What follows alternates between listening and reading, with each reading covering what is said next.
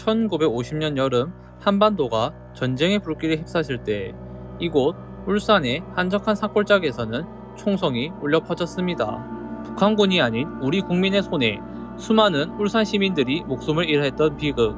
하지만 이 이야기는 지난 수십 년간 우리 역사 속에서 제대로 이야기되지 못했습니다. 한국 전쟁의 가장 아픈 상처 중 하나인 울산 국민보도연맹 사건의 기록입니다.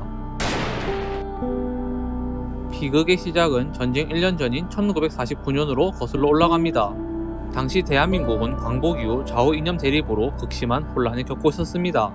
울산 역시 그 여파를 피할 수 없었죠. 당시 정부는 한국에 존재하는 공산주의 세력인 남로당의 세력을 약화시키기 위해 국민보도연맹을 조직하였습니다.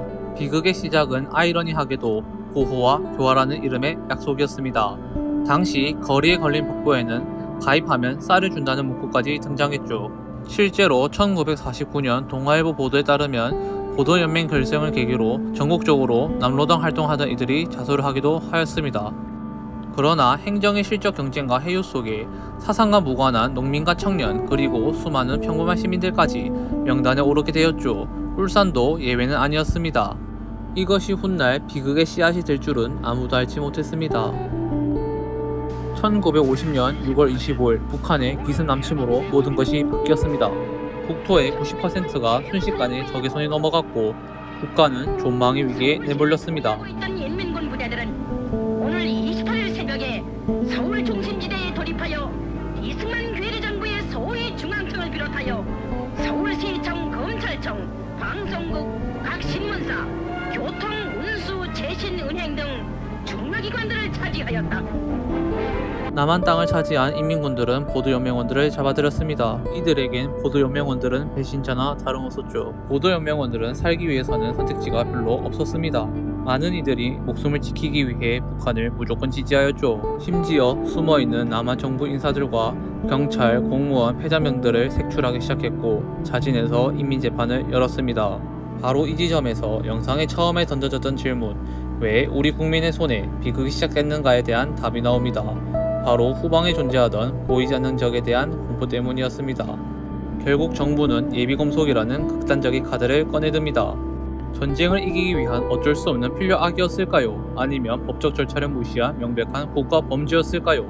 이 논쟁적인 결정 앞에 울산 시민들의 운명은 갈렸습니다.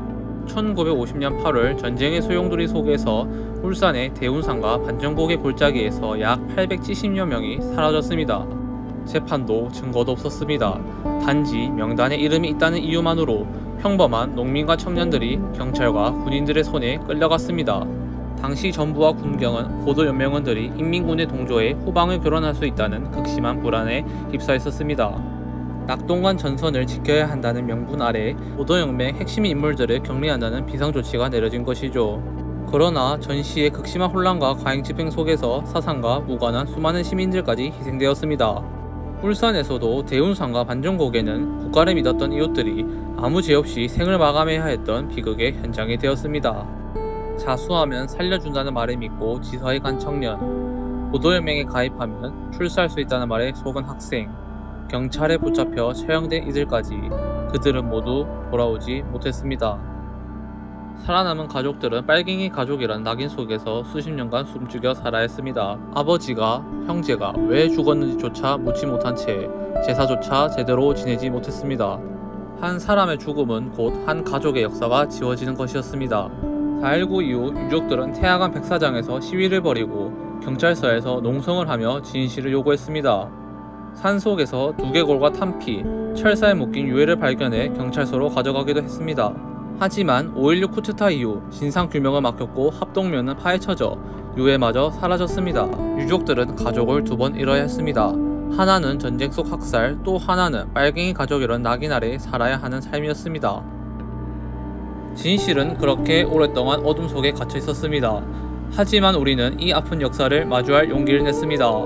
마침내 2007년 진실화해위원회는 울산 보도연맹 사건을 국가 권력에 의한 불법적 민간인 희생으로 공식 확인했습니다.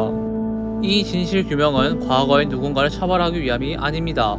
우리 사회가 스스로의 상처를 직시하고 국가 권력이 저지른 잘못을 인정함으로써 다시는 같은 비극이 반복되지 않도록 하기 위한 과정이었습니다.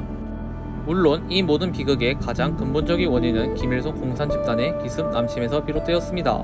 하지만 그렇다고 해서 국가 권력이 자국민을 불법적으로 학살한 사실이 정당화될 수는 없습니다. 오히려 우리는 이 두 가지 진실을 함께 기억해야 합니다. 전쟁이라는 극한 상황 속에서 벌어진 비극이자 동시에 국가가 국민을 지켜내지 못한 잘못된 선택이었던 점 말입니다. 결국 우리가 이 아픈 진실을 기억하는 이유는 단 하나입니다. 이 땅의 자유가 얼마나 큰 희생 위에 세워졌는지를 잊지 않고 다시는 이념 때문에 우리 이웃에게 총을 겨누는 비극을 만들지 않기 위함입니다. 오늘 우리가 누리는 자유와 평화는 이름도 빛도 없이 쓰러져간 수많은 이들의 희생 위에 서 있습니다. 지금 우리가 발딛고 이 땅 어딘가에는 여전히 진실을 기다리는 영혼들이 잠들어 있습니다.